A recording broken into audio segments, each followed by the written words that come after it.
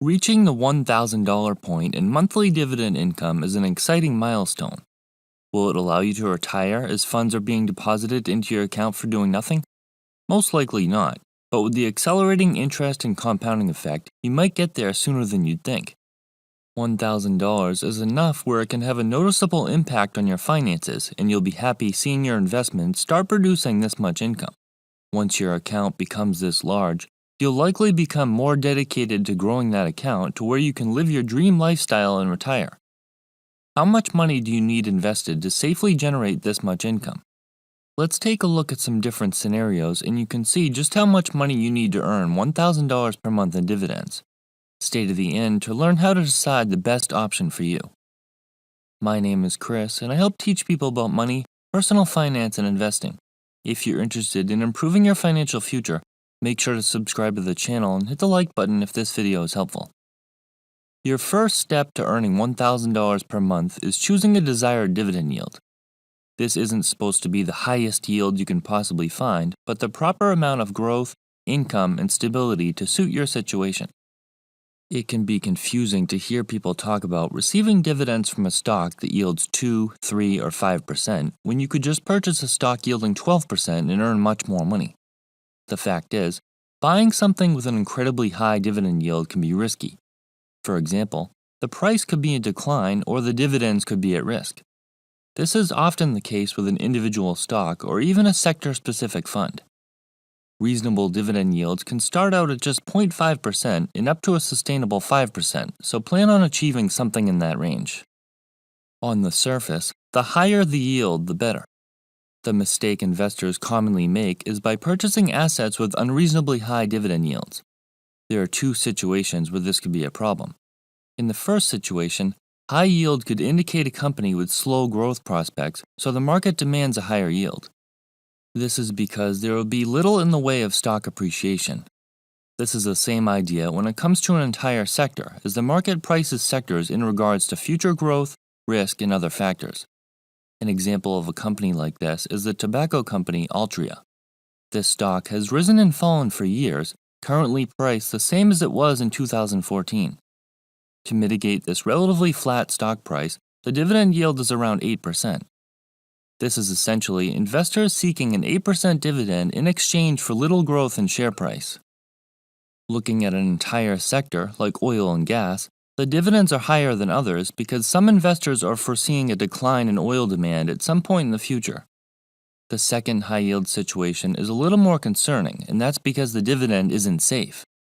An unsafe dividend means the company might reduce or suspend its dividend in the future due to poor business performance.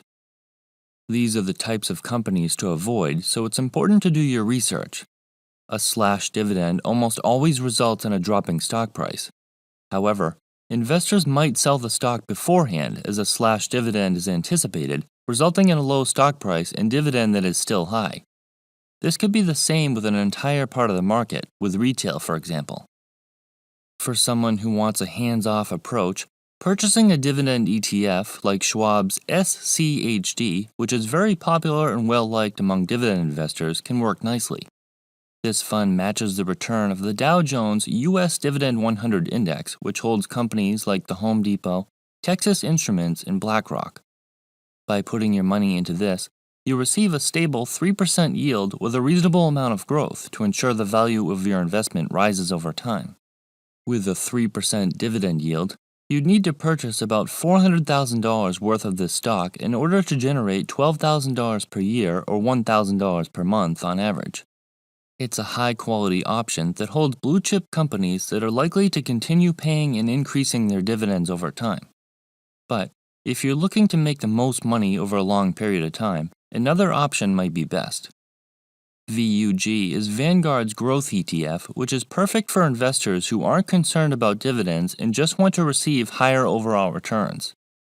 This fund tracks the CRSP Large Cap Growth Index, which grows quickly on average. This is because the largest holdings are Apple, Microsoft, and Alphabet. They're all large, established companies, but the dividends they pay are minimal with a yield of just 0.44%. This means you'd need almost a whopping $2,750,000 just to earn $1,000 per month in dividends.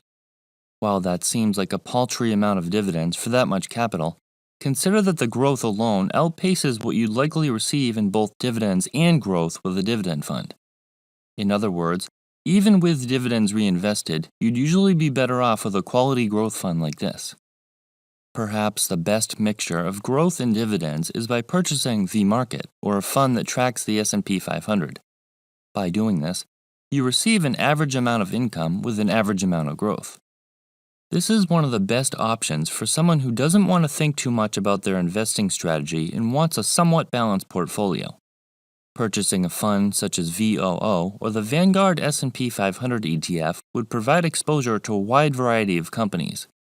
You'd own Apple, Microsoft, and Google, in addition to companies like JP Morgan Chase and Johnson & Johnson. The dividend yield is average since you're buying the market at 1.31%. In order to bring in $1,000 per month, you'd need roughly $920,000 invested.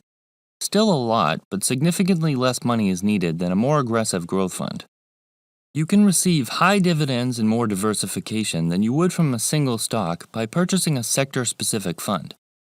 This would be a fund dedicated to a certain sector, such as real estate, financials, industrials, utilities, and so on.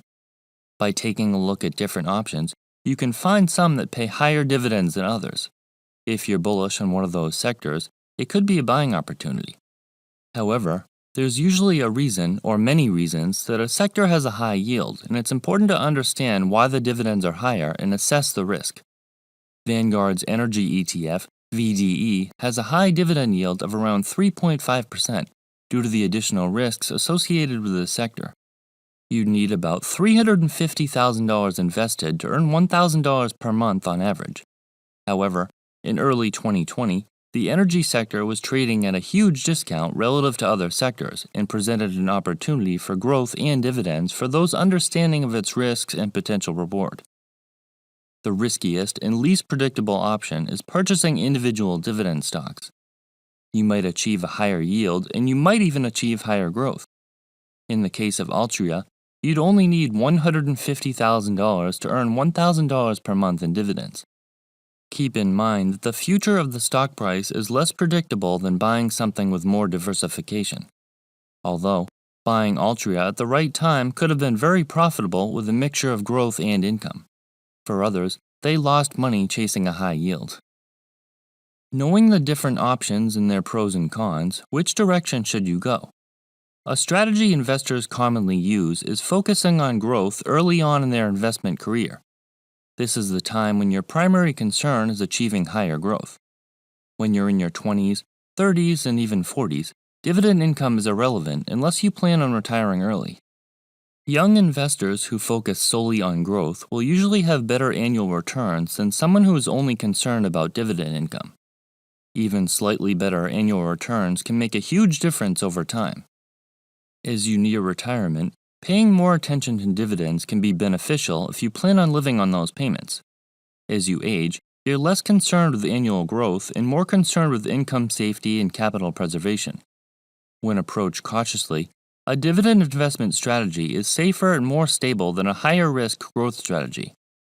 The biggest consideration when deciding between growth and dividend investments is how long until you plan on retiring.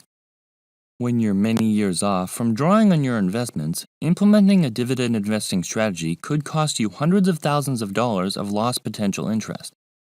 Although it's exciting for younger investors to think of dividends as entirely passive income, a rising share price is also passive income, just in another form.